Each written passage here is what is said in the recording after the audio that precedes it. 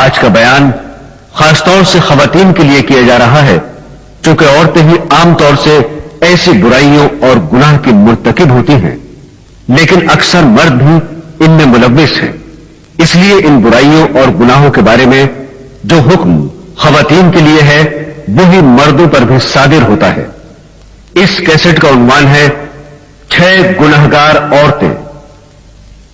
میرے دینی بہنوں اور بھائیوں، حضور اقدس صلی اللہ علیہ وسلم کی ایک حدیث ہے جس میں آپ صلی اللہ علیہ وسلم نے 6 عورتوں کے گناہ اور ان پر نازل عذاب الہی کو بیان فرمایا ہے۔ یہ حدیث بہت اہم باتوں پر مشتمل ہے۔ اس حدیث کو حافظ شمس الدین رحمت اللہ علیہ نے اپنی مشہور کتاب الکبائر میں نقل فرمایا ہے۔ اس حدیث کا خلاصہ یہ ہے کہ ایک مرتبہ حضرت علی رضی اللہ تعالی عنہ اور حضرت فاطمہ الزہرا رضی اللہ تعالی عنہا حضرت صلی اللہ علیہ وسلم سے ملنے کے لیے آپ کے گھر تشریف لے گئے۔ حضرت علی رضی اللہ تعالی عنہ فرماتے ہیں کہ جب ہم حضور اقدس صلی اللہ علیہ وسلم کی خدمت میں حاضر ہوئے تو دیکھا نبی کریم صلی اللہ علیہ وسلم رو رہے ہیں اور آپ پر گریہ طاری ہے۔ جب میں نے آپ کی یہ حالت دیکھی تو عرض کیا، یا رسول اللہ، میرے ماں باپ آپ پر قربان ہوں، آپ کو کس چیز نے رلایا ہے اور کس بنا پر آپ اتنا رو رہے ہیں؟ آپ صلی اللہ علیہ وسلم نے جواب میں فرمایا، میں نے شب معراج میں اپنی امت کی عورتوں کو جہنم کے اندر قسم قسم کے عذابوں میں مبتلا دیکھا، اور ان کو جو عذاب ہو رہا تھا وہ اتنا شدید اور ہولناک تھا کہ اس عذاب کے تصور سے مجھے رونا آ رہا ہے۔ محترم خواتین، سرکار دو عالم صلی اللہ علیہ وسلم کی اپنی امت پر اتنی شفقت ہے کہ ہم اس کا اندازہ بھی نہیں کر سکتے۔ مثلا ایک انتہائی مہربان اور شفیق ماں جو اپنی اولاد پر جان قربان کر دینے والی ہو، اگر وہ ماں اپنی اولاد کو جیل کے اندر سخت قسم کی سزائیں سہتے ہوئے دیکھے تو یقیناً اس ماں کا کلیجہ منہ کو آ جائے گا، اور ان سزاؤں کو دیکھ کر وہ ماں باپ یقیناً رو پڑیں گے۔ اور حضور اقدس صلی اللہ علیہ وسلم کی شفقت اور محبت تو ساری دنیا کی ماؤں سے کہیں زیادہ بڑھ کر ہے۔ اس لیے آپ صلی اللہ علیہ وسلم نے فرمایا کہ میں نے اپنی امت کی عورتوں کو جب ہولناک عذاب میں مبتلا پایا، اس کی وجہ سے مجھے رونا آ رہا ہے کہ میری امت کی عورتوں پر اس طرح کا ہولناک عذاب ہوگا۔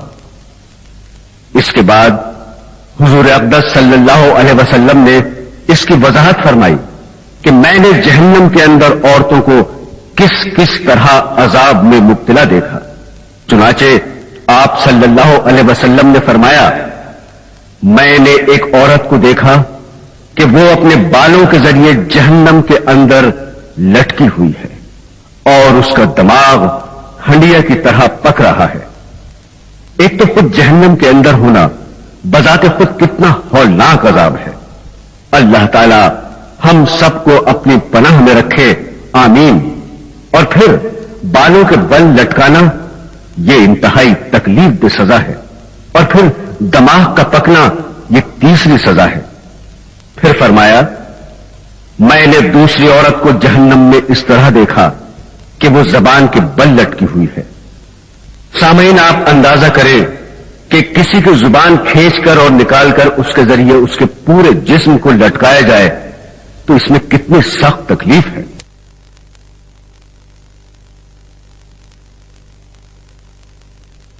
سخت تکلیف ہے۔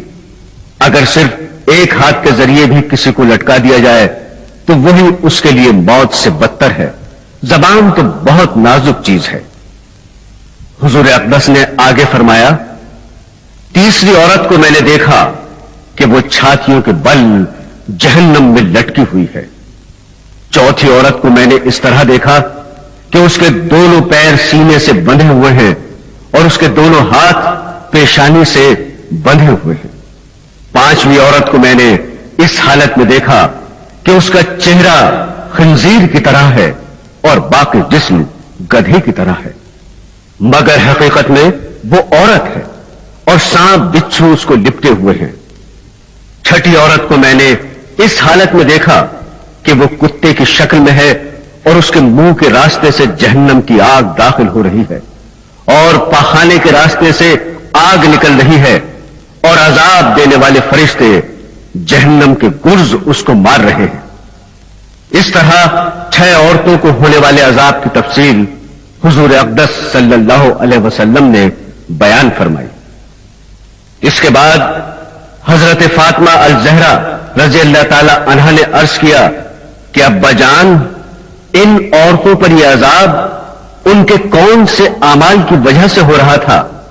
उनके कौन से ऐसे अमाल थे जिनकी वजह से आप सल्लल्लाहु अलैहि वसल्लम ने उनको इस हौलनाक और दर्दनाक अजाब में मुब्तला देखा? इसके जवाब में हुजूर अक़दस सल्लल्लाहु अलैहि वसल्लम ने इरशाद फरमाया कि जिस औरत को मैंने सर के बालों के जरिए जहन्नम में लटका हुआ देखा और जिसका दिमाग हंडिया की तरह पक रहा था, उसको यह अजाब घर से बाहर नंगे सर जाने की वजह से हो रहा था। वो औरत नामहरम मर्दों से अपने सर के बाल नहीं छुपाती थी।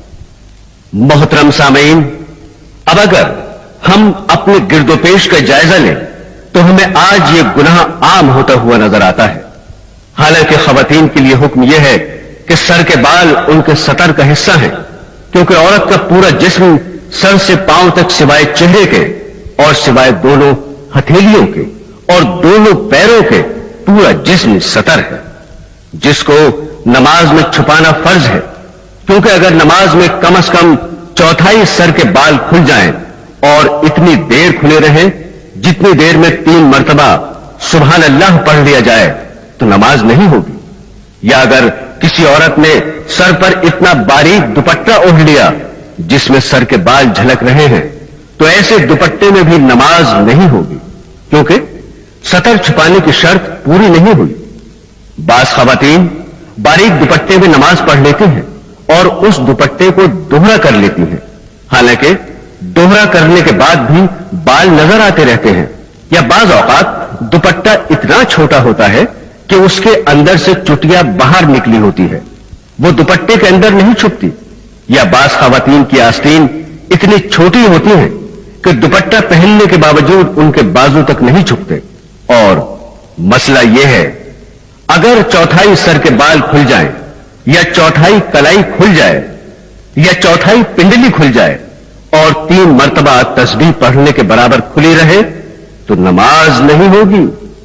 और चेहरा, दोनों हथेलियां और दोनों पैर और बाकी सारा जिस्म नामहरम मर्दों से छुपाना जरूरी है। यह पर्दे का हुक्म है। पर्दे का हुक्म अलग है और सतर का हुक्म अलग है। पर्दे के हुक्म में सर से पांव तक पूरा जिस्म दाखिल है, जिसको नामहरम मर्दों से छुपाना घर में भी जरूरी है और घर से बाहर भी जरूरी है।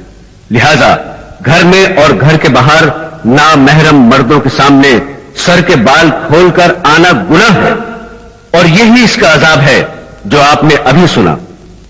बास पर्दादार खवातीन घर के बाहर तो सर और चेहरा छुपाने का एहतमाम कर लेती हैं, लेकिन घर के अंदर जो नामहरम मर्द या करीबी नामहरम रिश्तेदार हैं, उनसे वो खवातीन पर्दा करने का एहतमाम नहीं करती। उनके सामने सर भी खुला है, गर्दन भी खुली है, बाजू भी खुले हैं, गिरेबान तक खुला हुआ है। और बास खवातीन साड़ी इस अंदाज से पहनती हैं कि पेट और पीठ भी उसमें नजर आती है। मसलन देवर या जेठ या तायाजाद भाई, फूफीजाद, मामूजाद और खालाजाद भाई घर में आते रहते हैं, लेकिन उनसे पर्दा करने का कोई एहतमाम नहीं है। उनके सामने सर, सीना, हाथ और बाजू सब खुले हुए हैं, जबकि शरीयत में इन सब से पर्दा करने का हुक्म है और इनके सामने सर खोलने की इजाजत नहीं है। हां, इतनी गुंजाइश है कि जो नामहरम घर के अंदर रहते हैं, जिनसे हर वक्त मुकम्मल पर्दा करना मुश्किल है, मसलन देवर या जेठ घर के अंदर साथ रहते हैं, अब हर वक्त उनकी आमद और रफ्त रहती है और वो अक्सर घर पर कामकाज भी करते हैं। उनके बारे में यह हुक्म है کہ ان کے سامنے بھابی کو چاہیے کہ وہ کوئی بڑا اور موٹا دوپٹہ اس طرح اوڑھے کہ اس میں پیشانی سے اوپر کے اور سر کے سارے بال چھپ جائیں، اور دوپٹہ اس طرح باندھے جس طرح نماز میں باندھا جاتا ہے، اور اس میں دونوں بازو بھی چھپ جائیں، اور وہ اپنی پنڈلی بھی شلوار وغیرہ سے چھپائے۔ پنڈلی کا ذکر اس لیے کیا کہ آج کل انہیں کھلا رکھنے کا رواج چل رہا ہے، جو سراسر ناجائز ہے۔ صرف چہرہ اور دونوں ہتھیلیاں، دونوں پیر کھلے رہے، اس حالت میں ان کے سامنے آنا جانا رکھے اور گھر کا کام انجام دے تو اس کی گنجائش ہے، اور اس میں بھی بہتر یہ ہے کہ چہرے پر گھونگھٹ ڈال کر ان کے سامنے آئے جائے، اور ضرورت کے وقت اسی گھونگھٹ میں ان سے بات بھی کر سکتی ہے اور جواب بھی دے سکتی ہے۔ شریف اور حیادار عورت کے لیے چہرے پر گھونگھٹ ڈال کر کام کاج کرنا کوئی مشکل کام نہیں، بشرطے کہ آخرت کی فکر ہو، خوف خدا ہو اور اللہ کے عذاب سے ڈر لگتا ہو۔ لیکن سر کھلا رکھنا یا سر کے اوپر اتنا باریک دوپٹہ اوڑھ کر کہ اس میں سر کے بال نظر آ رہے ہیں، یا برائے نام دوپٹہ گلے میں ڈال رکھا ہے، سر پر نہیں رکھا، بازو بھی کھلے ہوئے ہیں، کوہنیاں بھی کھلی ہوئی ہیں، کلائیاں بھی کھلی ہوئی ہیں، اور ان کلائیوں میں زیور بھی پہنا ہوا ہے۔ اور آج کل تو پنڈلیاں کھولنے کا منحوس رواج بھی چل پڑا ہے، لہذا گھر کے جو نامحرم مرد ہیں ان کے سامنے بھی ان اعضاء کو کھولنا جائز نہیں، اور گھر سے باہر کھولنا تو کسی حال میں جائز ہے ہی نہیں۔ لیکن آج مسلمان خواتین کا جو حال گھر کے اندر ہے، اس سے زیادہ برا حال گھر کے باہر ہے۔ باہر نکلتے وقت برقعے اور پردے کا کوئی نام نہیں، اور جو کپڑے پہنے ہوئے ہیں وہ بھی اتنے باریک ہیں یا اتنے چست ہیں کہ جسم کا ہر حصہ نمایاں ہو رہا ہے۔ لہذا خواتین یہ بات سن لیں، نامحرم مردوں کے سامنے ننگے سر آنے کا عذاب سرکار دو عالم صلی اللہ علیہ وسلم یہ بیان فرما رہے ہیں کہ میں نے اپنی آنکھوں سے ان کو جہنم کے اندر سر کے بل لٹکے ہوئے دیکھا ہے، اور ان کا دماغ ہانڈی کی طرح پک رہا تھا۔ اللہ کی پناہ۔ معزز خواتین و حضرات، یہ عام قانون قدرت ہے کہ مرنے کے بعد کوئی زندہ نہیں ہوتا اور دنیا میں واپس نہیں آتا، لیکن اللہ تعالی عبرت کے لیے کبھی کبھی ایسا کر دیا کرتے ہیں۔ ہر دور میں کوئی نہ کوئی ایسا واقعہ پیش آتا رہا ہے، یہاں تک کہ کوئی زندہ ہو گیا اور اس نے مرنے کے بعد کا حال سنایا اور پھر مر گیا۔ اسی قسم کا عذاب قبر سے متعلق ایک واقعہ گلگت میں پیش آیا۔ ایک شخص قبرستان کے پاس سے گزر رہا تھا، اس نے کسی قبر سے یہ آواز سنی کہ مجھے نکالو، میں زندہ ہوں۔ جب ایک دو مرتبہ اس نے آواز سنی تو اس نے یہ سمجھا کہ یہ میرا وہم اور خیال ہے، کوئی آواز نہیں آ رہی ہے۔ لیکن جب مسلسل اس نے یہ آواز سنی تو اس کو یقین ہونے لگا۔ چنانچہ قریب میں ایک بستی تھی، وہ شخص اس میں آیا اور لوگوں کو اس آواز کے بارے میں بتا کر کہا کہ تم بھی چلو اور اس آواز کو سنو۔ چنانچہ کچھ لوگ اس کے ساتھ آئے، انہوں نے بھی یہی آواز سنی اور سب نے یقین کر لیا کہ واقعی یہ آواز قبر سے آ رہی ہے۔ اب یقین ہونے کے بعد ان لوگوں کو مسئلہ پوچھنے کی فکر ہوئی کہ پہلے علماء سے یہ مسئلہ معلوم کرو کہ قبر کھولنا جائز ہے یا نہیں۔ چنانچہ وہ لوگ محلے کی مسجد کے امام صاحب کے پاس گئے اور ان سے کہا کہ اس طرح قبر سے آواز آ رہی ہے اور میت یہ